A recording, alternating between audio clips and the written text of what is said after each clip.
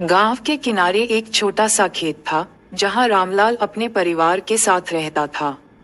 रामलाल के पास ज्यादा जमीन नहीं थी, लेकिन उसके पास थी उसकी सबसे बड़ी पूंजी, एक सफेद, शांत और बुद्धिमान गाय, जिसका नाम था गौरी। गौरी रामलाल के परिवार की जान थी। रोज सुबह वह ताजा दूध देती, जिससे रामलाल का परिवार पोषण पाता और बचा हुआ दूध बेचकर थोड़ी आमदनी हो जाती।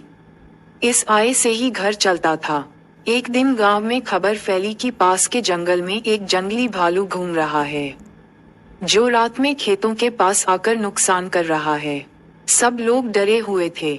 उस रात रामलाल भी घर के बाहर चरनी के पास सो गया, ताकि अपनी फसल और पशुओं की रखवाली कर सके। आधी रात के करीब गौरी ने अचानक जोर जोर से रंभाना शुरू कर दिया। रामलाल की नींद खुली और उसने देखा कि एक बड़ा भालू उसकी ओर बढ़ रहा था। गौरी ने तुरंत अपने खुर जमीन पर पटके और भालू के सामने सीना तानकर खड़ी हो गई।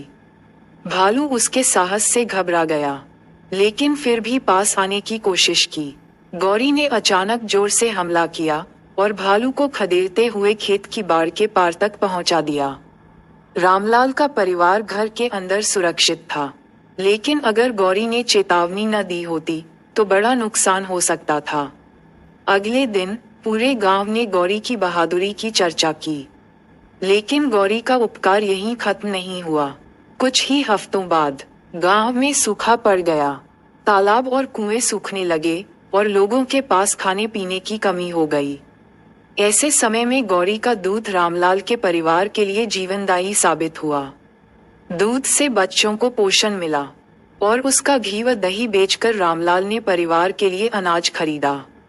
रामलाल अक्सर आसमान की ओर देखकर भगवान का धन्यवाद करता, लेकिन फिर उसकी नजर गौरी पर जाती और वह समझ जाता कि यह आशीर्वाद उसे धरती पर ही मिला है। गौरी ने न केवल उन्हें जंगली जानवर से बचाया, बल्कि कठिन समय में उन्हें भूख से भी बचाया।